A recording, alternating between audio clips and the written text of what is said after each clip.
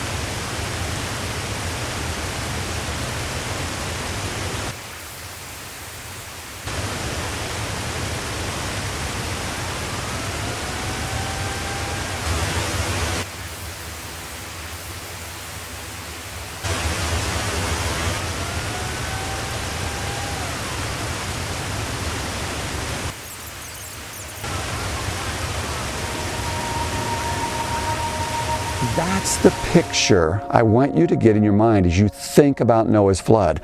Except that was 20 foot of water. During the flood, there were literally thousands of feet of water above every hill. You saw the hills in the background above that village? Imagine water 1,000 foot above those hills. Nothing could have survived that. It would have pulverized every bit of sediment. As you then mix that flowing water with more sediment, the erosive, corrosive, destructive power goes up by orders of magnitude. If you increase the speed of the moving water, it goes up by more orders of magnitude.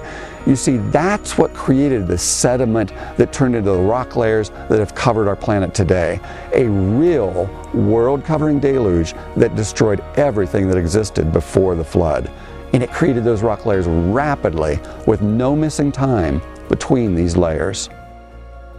One other thing I would like to address before we go to the main body of teaching in this segment is how could the worldwide flood have pulverized enough sediment to lay down in places 10,000 feet of sedimentary rock? Honestly, that's part of why many modern geologists are very skeptical of the whole flood model. Well, Dr. Baumgartner, he's one of the world's most renowned experts in geophysics and has created a model to understand the movement of the Earth's continental plates. He's also a Bible-believing creationist. He has really developed a rather unique theory where he believes as the Earth's crusts slide across each other, during the flood they would have been moving much, much more rapidly. He believes there would have literally been a stick-slip effect as these continents are rapidly sliding past one another, where they're dropping 100, 200 feet at a time, creating enormous tsunami waves, one after another, not just for a matter of hours, but literally for weeks and months. This would have been pulverizing the Earth, creating the sediment that we find have been laid down by these moving waves of water to create the sedimentary rocks.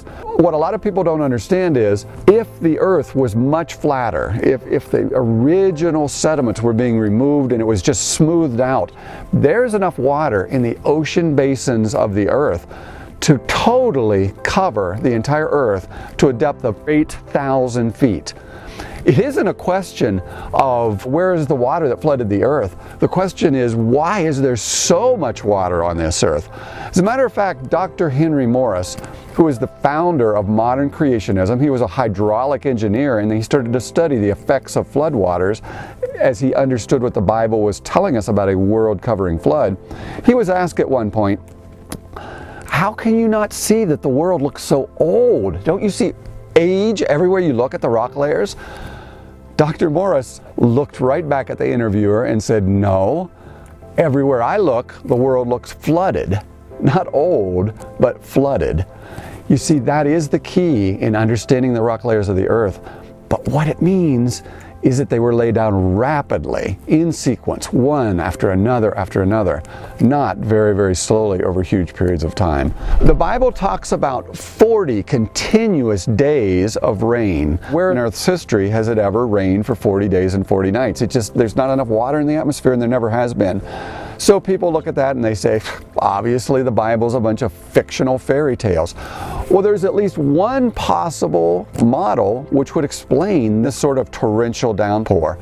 You see, the Atlantic Ocean and the whole Atlantic basin has been formed because there's a mid-Atlantic ridge where enormous amounts of magma and lava poured out and shoved out into the current Atlantic Ocean basin. It's just unfathomable, thousands and thousands of cubic miles of material pouring out into the oceans. Now, this happened sometime during Earth history. Well, if you had, say, 8,000 degree magma pouring out thousands of cubic miles per hour into the ocean water, it literally would vaporize trillions of gallons of ocean water, shooting them high up into the atmosphere. So at least one possibility for explaining that 40 days of rain is that this ocean water shot high up into the atmosphere, 1,000 miles or more. It condensed and it came down as rain around the Earth, causing massive amounts of erosion and contributing to this pulverizing of the Earth's surface during Noah's flood. Now, nobody has a time machine. Creation scientists, just like evolutionary scientists, they're just approaching the data from a certain starting perspective. Their perspective being the Bible gives us a true model to understand history. So this isn't in the Bible, but it's one possible mechanism to explain where in the world did this 40 days of continuous rain come from. And I think it's rather intriguing and answers many potential issues that you would have by those who would just totally reject the Bible out of hand.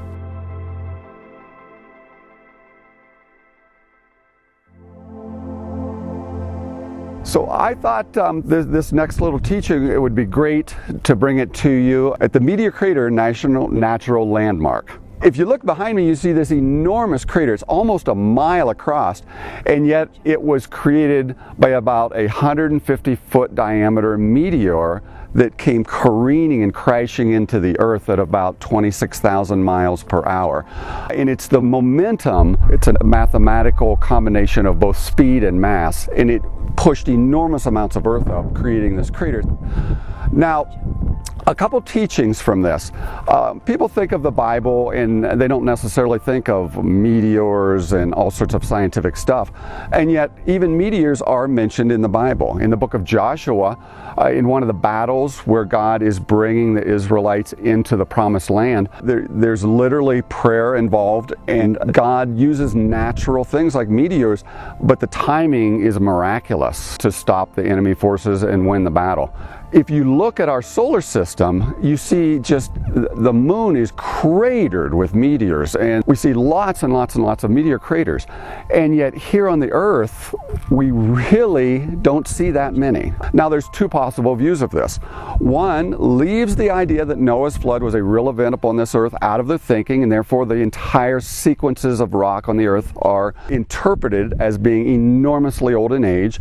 The other viewpoint, which is a biblical viewpoint, is that the Bible means what it says. There has been a world-covering deluge on this planet. It would have laid down these rock layers rapidly. If the world was covered with water, and at that time of Earth history there were enormous amounts of meteors hitting this planet, the reason we don't see lots and lots of evidence is many of them hit during the water cover. Now this would be an exception. This would have happened much later on after the sedimentary layers formed, leaving a permanent crater, but we don't see them all over the planet. One other thing, you don't find millions and billions of meteorites buried inside of the rock layers of the Earth. Now, if there were billions of years of Earth history, there literally should be multiple billions of meteorites buried in those rock layers. There simply are not. It's one of those evidences I believe support that the rock layers of the Earth were laid down very rapidly. Therefore, you don't find billions of meteorites. The majority are found in the upper layers near the top surfaces of the Earth because they've happened in the last few thousand years since these rock layers formed. So these are just a few evidences that support a biblical viewpoint of Earth history, and I thought this would be a great place here at Meteor Crater to talk about them. One of the biggest questions that needs to be answered, especially to those who are critical of a biblical model of where all the rock layers and sediment came from, is how could all of the sediment required to make all of the sedimentary rock on this entire planet have happened in a one-year flood? It just seems impossible, honestly. I mean, even at the Grand Canyon, there is almost 6,000 feet of ground up sandstone and shale and limestone, which is sediment that formed from lime that formed in water that turned into rock layers. 6,000 vertical feet. And every geologist who has studied the whole area of the Grand Canyon Kaibab uplift understands there would have been another 6,000 feet of sediment on top of those Grand Canyon layers, which is all gone. It's all been flushed and washed away by moving water. So in excess of 2 miles of sediment. Where did it all come from? Well, where it came from was this earth was pulverized by the flood of Noah. The reason that modern geologists don't recognize where it came from is because they can't think big enough of a world-covering deluge and its consequences. But not only that, the mechanisms of the worldwide flood. You see, during this flood, as massive amounts of water were flushing over the land surfaces. A rising up of the ocean level floors that poured water out onto the existing continents. Probably subduction of the continental plates. As one plate slid underneath another, there could have been a stick-slip mechanism where entire fault lines running for thousands of miles would suddenly jerk forward and sink, causing tsunami waves hitting land surfaces at 100 miles an hour. Now, all of this causes massive water movement, which would have resulted in a force known as cavitation. Now, cavitation is when water is moving at extreme velocities.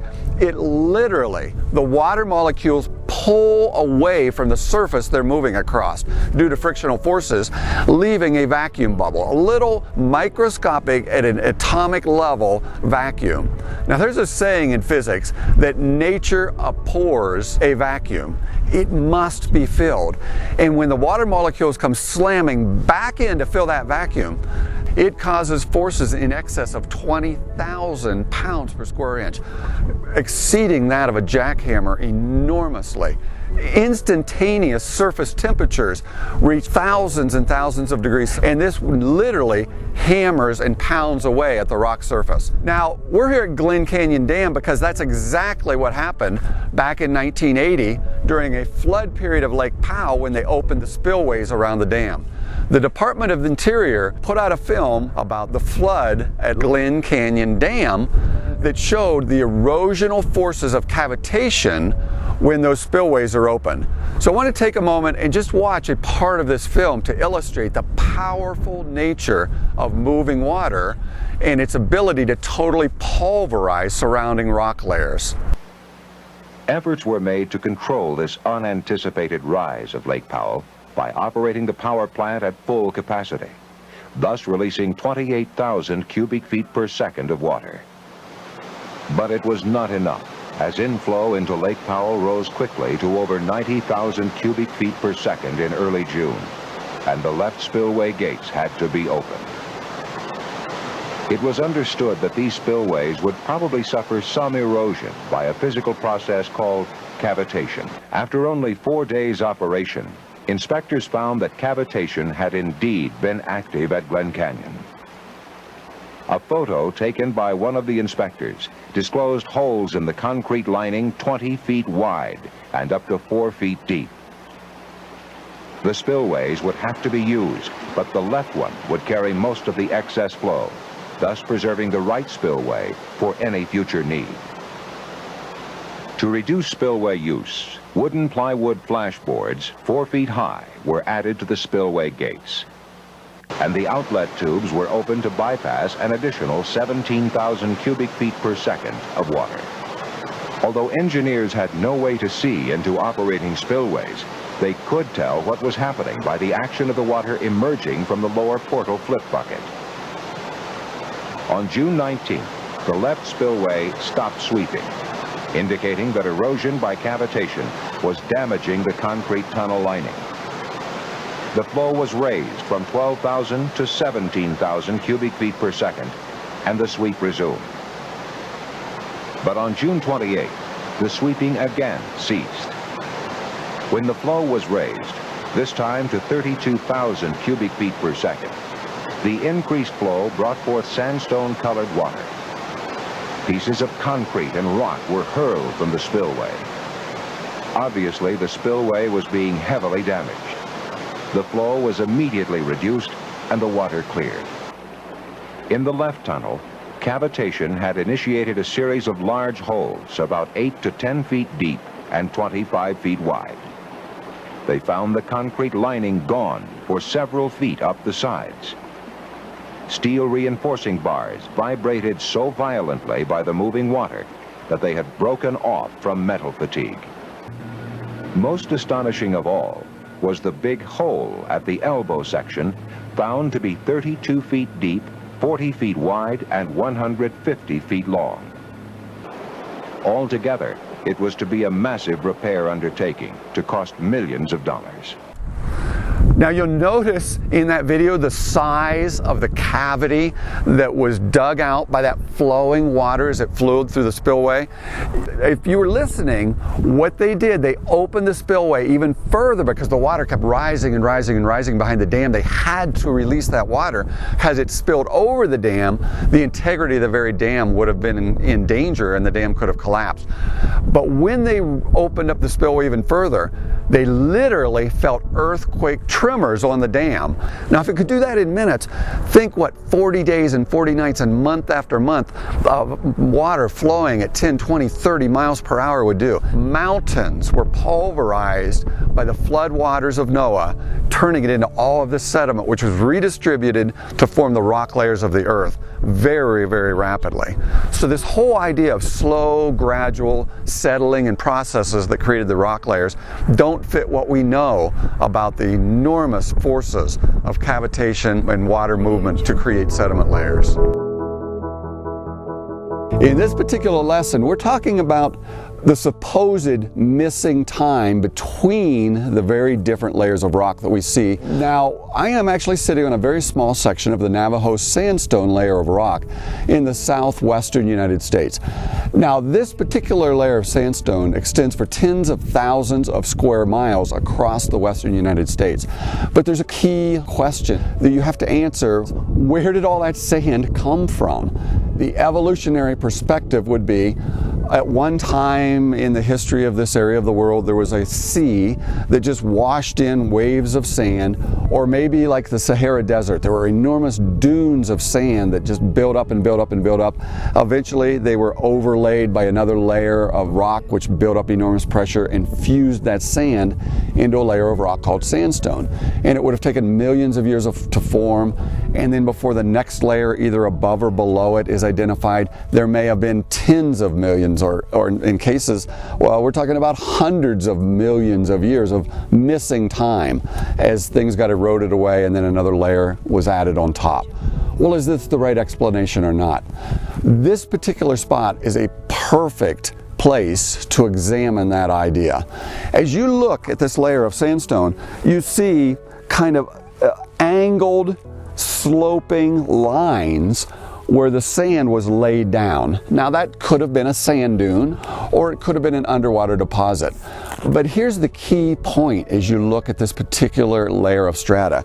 You'll notice the sloping lines come up, and then there is a perfectly cut off horizontal line, and then you'll see another set of sloping lines above this horizontal cutoff.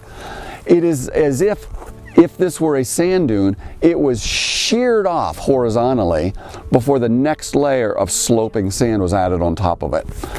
Now, you never, any place in the world, see this happening in a sand dune. The top of a sand dune doesn't get sheared off in a perfectly flat horizontal surface, and then another sloping layer gets laid down on top of it. You also don't see it underneath a sea or ocean waves or on a beach. But there is one place we can see this exact thing happening, and that's in a flume study with very, very high velocity water and enormous amounts of sand and sediment captured inside of that water, almost like a mud slurry. There's so much sand, but it's flowing at 10, 20 miles per hour. Now, as it's flowing at those speeds, the sand will stay suspended. But if for whatever reason, after this wave of sand-filled water comes moving along, it slows down, the sand starts to drop out of the moving stream, and it will drop out in the flow direction, forming a sloping surface, which builds up and builds up and builds up. At this point, should another wave come along, or another stream of water from a different direction come along, it will shear that surface off in a flat horizontal layer until that flow slows down. Another sloping series will start. Do you understand? That's exactly what we see in the Navajo sandstone. We see these sloping surfaces and a sheared off horizontal shear plane, and then another layer with sloping surfaces, sometimes even at another angle, and a sheared off surface, layer after layer after layer. But the thing is, the Navajo sandstone covers an enormous part of the entire western United States. So it would have had to have been a flood of world hovering proportions to have laid down a 1,000-foot thick layer of sand in this way. And that's exactly what we find. It testifies in a dramatic way to the reality that Noah's flood happened on this planet, and that's why this rock layer exists. It fits no other explanation that I know of. It fits perfectly a rapidly flowing model of why the rock layer fits there, but it requires a worldwide flood as a consequence, and it removes any possibility of millions and billions of years, because these layers would have been laid down one wave after another after another. It may have taken a mere hours or days or weeks to form a 1,000-foot layer, not millions of years. Now here's another clue.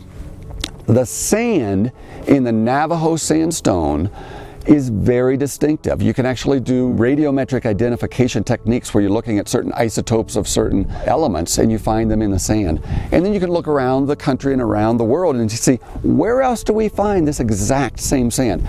It's literally like when you're watching CSI and they do DNA printing. They see an exact signature of someone's coded information. They find it on a crime scene and they can trace it back to that person. Well, that's what we can do with sand. And what they've discovered, most geologists would have to agree with this, the sand from the Navajo sandstone layer, 1,000-foot or more thick layer of sand in the southwestern United States, came from the Appalachian Mountains. Now you understand, these waves of water that are creating the rock layers of this earth are pulverizing everything. Well, the Appalachian Mountains are considered to be some of the, what are, quote, older mountains of the earth, much older than the Rocky Mountains. Now, why is that? Well, it's because during the flood, the sediment was laid down. Over the period of months, it formed into rock. As tectonic movement is going on, and the Appalachians probably were raising up above continuing tsunamis and waves, it was eroding away at these original sedimentary layers that formed the Appalachian Mountains. But here's the key point. Over 6,000 cubic miles. And to understand a cubic mile, you have to put it in perspective. What's a cubic mile compared to the size of the Empire State Building? And when you look at that, you see it's dwarfed. It's an unfathomable amount. And now we're talking 6,000 miles of the original Appalachians being ground up into sand, carried over 1,500 miles across the entire continent until that flow of fluid slowed down to the point it started to drop out of suspension and form the Navajo sandstone layer in the southwestern United States. You understand, no river could have done that. No huge long period of time could have done that. It had to have been a flood of worldwide proportions. It is literally the best explanation for why these rock layers exist. And yet students aren't even allowed to consider this possibility because they're systematically guided away from even considering the possibility the Bible means what it says when it talks about the worldwide flood of Noah. I brought us to Kodachrome Basin State Park here in Utah, where there's one of the most phenomenal examples of why this fits the evidence from the world around us better than any other explanation. As you look behind me, you see a white spire of sandstone shooting up through a brown layer of sandstone. Well, one of the most common anomalies in geology are things called intrusions or polystrat fossils. Now these are fossils from one layer that shoot up through multiple layers of strata.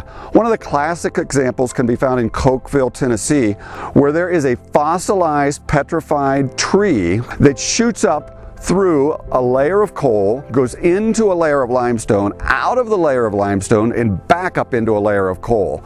Now, if you look in any geology textbook or any museum in the world, it will tell you coal formed hundreds of millions of years ago here on Earth as very slowly trees and plants died in a swamp and were buried under the water, which was highly acidic, and they didn't decay and were compressed and turned into coal mats all over the world.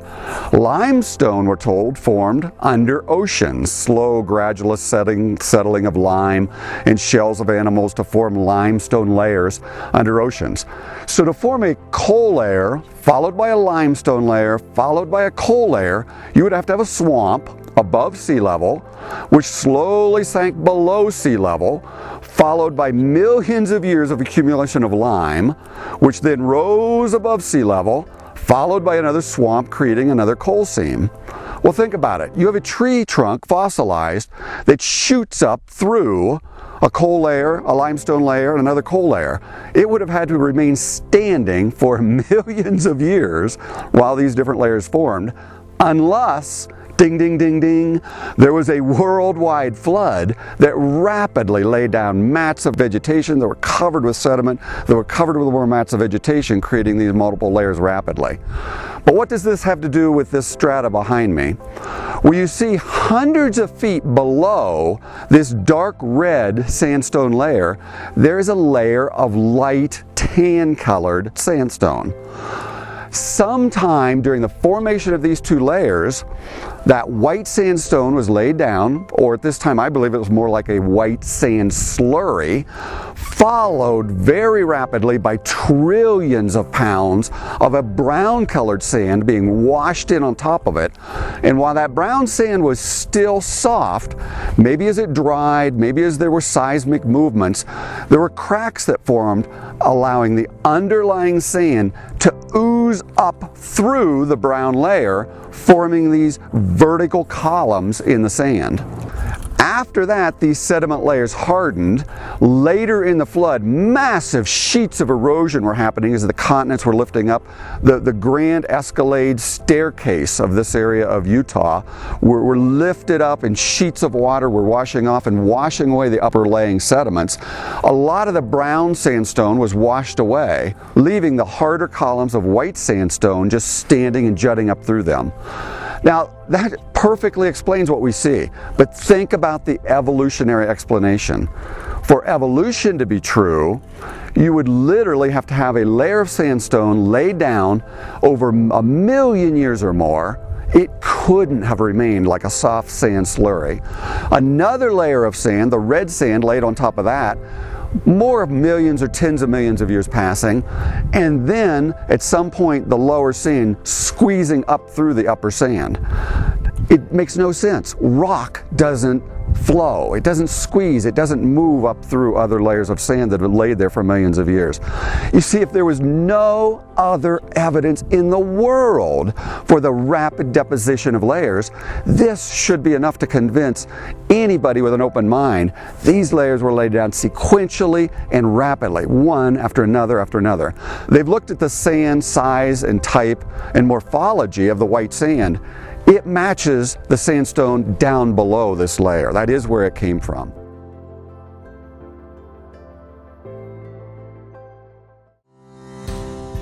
Throughout this episode, we have talked about how rapidly rock layers formed all over this earth during Noah's flood. And yet there's a pervasive worldview that really permeates all of our education system that this flood has never occurred. That means the rock layers, the strata layers, the gravel beds of the earth had to have formed very, very slowly. It's the only other option. If the flood didn't form them rapidly, then huge periods of time must have passed. Now, each closing segment of the Rocks Cry Out series, I've tried to explain how blinding our preconceptions can be.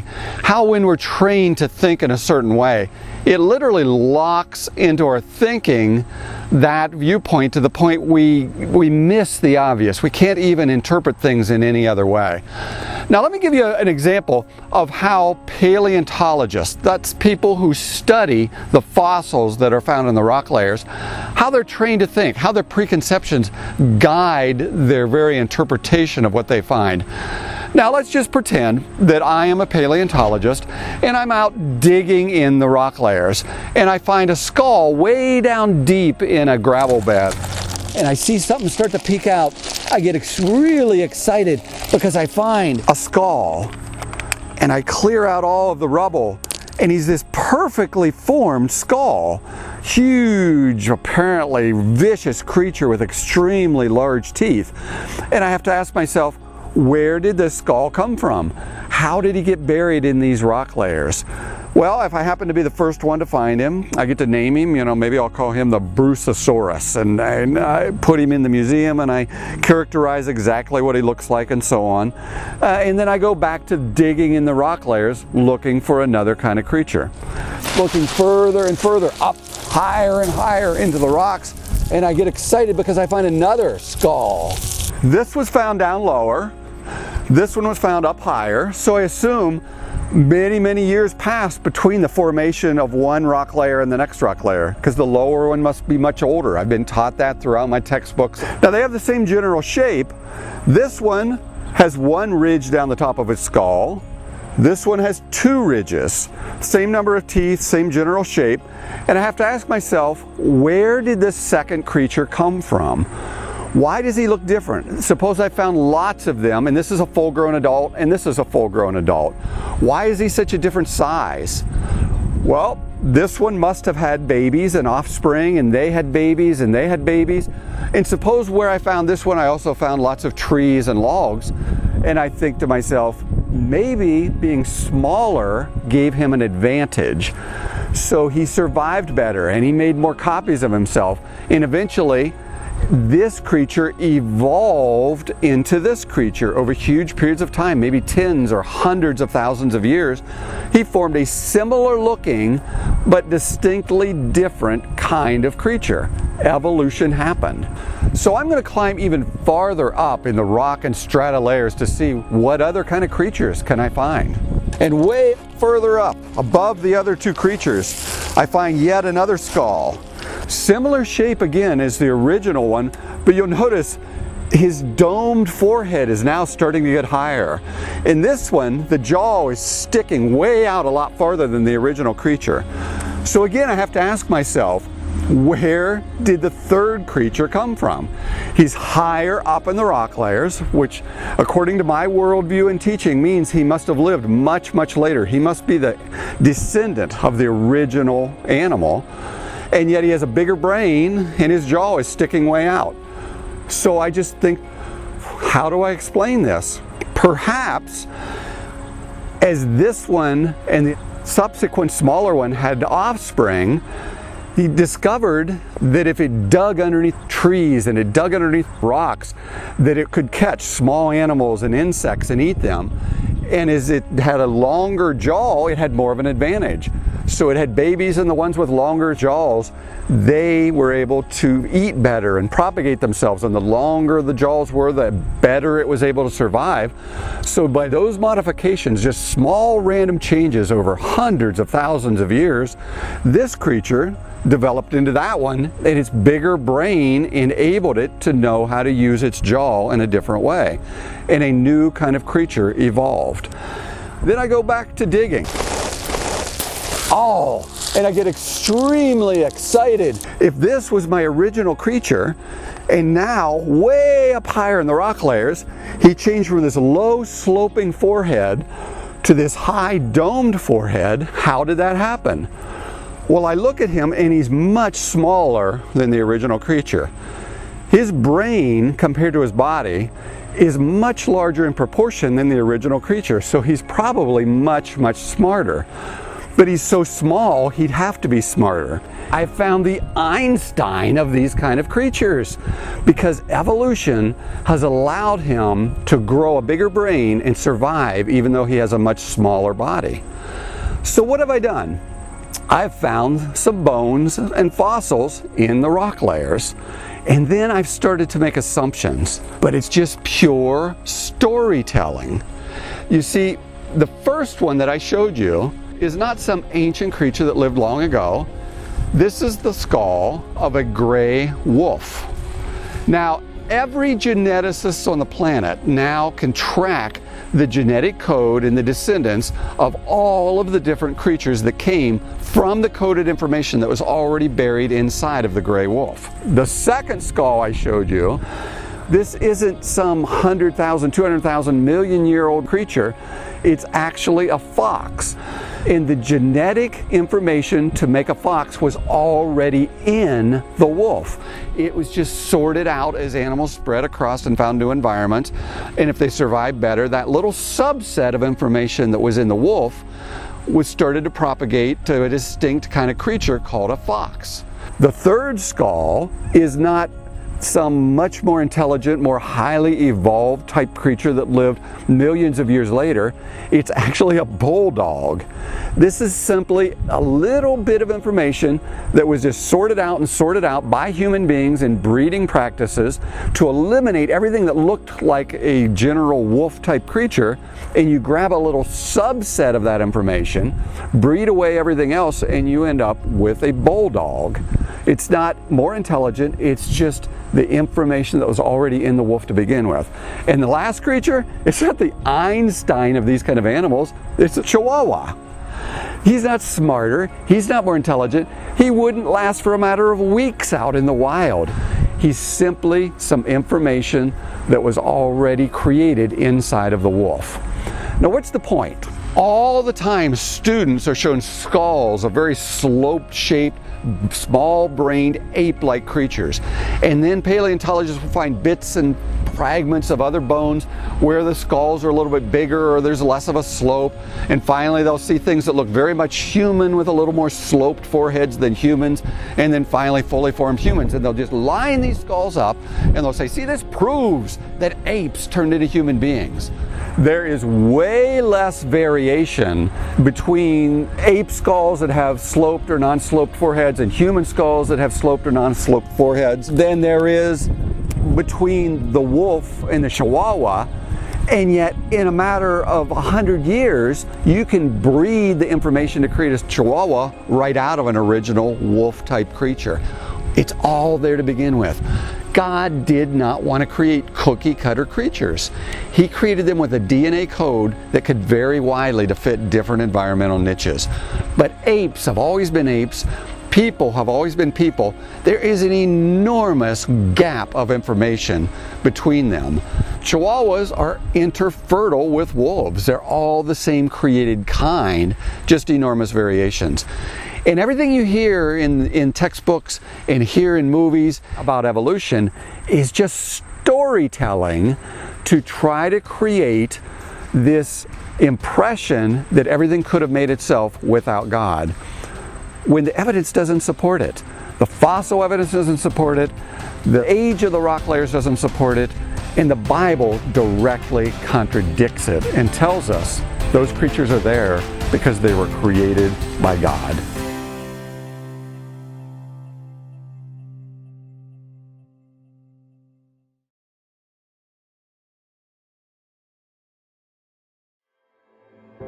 Throughout this lesson, we have examined the rock layers of the earth and how there could not possibly be missing tens and hundreds of millions of years between the formation of the layers. We're standing here at Devil's Tower in Wyoming. Behind me you see an over 800-foot tall magma lava that has flowed up out of the earth into surrounding sediment. Now right now as you look at it you see, well, it's just standing up in the middle of the air. Imagine layer after layer after layer of rock 1,000 foot above the top of the tower you see behind me. That's what it looked like in this area in the early stages of Noah's flood, as enormous amounts of lava and 8,000 degree magma pushed up into this overlying soft sedimentary rocks that was forming above it. It formed and cooled what we call basalt. It's just a name of many kinds of lava which then cool and harden. As this magma cooled, it shrank, forming cracks, which transformed into hexagonal rods. These are the tallest continuous hexagonal rods in the whole world here at Devil's Tower. Now geologists, as they go and they pull pieces of this rock off, they'll grab parts of it and they'll do radiometric dating, and they'll get enormously old dates. All of the park signs here at Devil's Tower tell millions of visitors that come through here this formation happened 50 million years ago.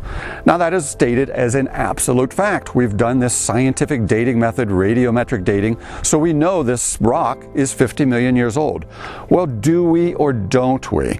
As I've previously discussed, similar cooled metamorphic rock such as granite contains crystals such as zircon, and there is still Helium, one of the byproducts of this radiometric decay that happens inside of the rock crystals, inside of these rock layers, it could not possibly be there if the rocks were millions of years old.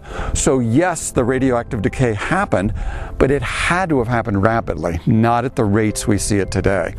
But there's an even bigger problem by absolutely assuming just because you read a radiometric dating method, it's giving the right dates.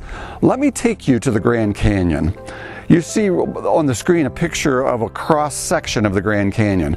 Now, down at the bottom of the Grand Canyon, there are metamorphic rocks, lava flows that have happened. Now, that's considered to be the foundational layers of the Earth. And these layers, for years, were dated at 760 plus or minus 10 million years old, 0.7 billion years. And that's considered the Cambrian period of the Earth. Just simple forms of life were starting to form. Well, as we got more and more sophisticated in our dating methods, we would take rocks and we'd grab multiple different chemicals, multiple different isotopes.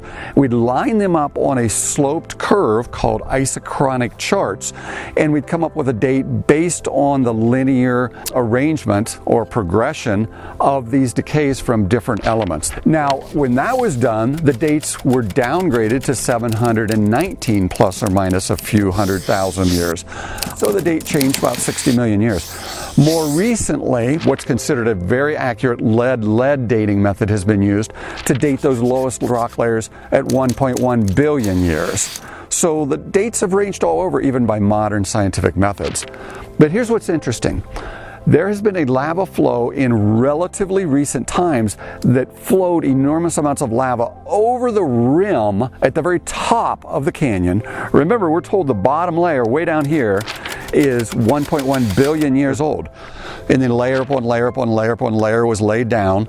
Then lava flowed at the top of the canyon, and those were also measured. Let me show you the results of very careful, meticulous work as that lava was measured using these same radiometric techniques. Using the potassium-argon dating method, those rocks, remember the lava at the very top of the canyon, was measured at anywhere from 10,000 to 17 million years.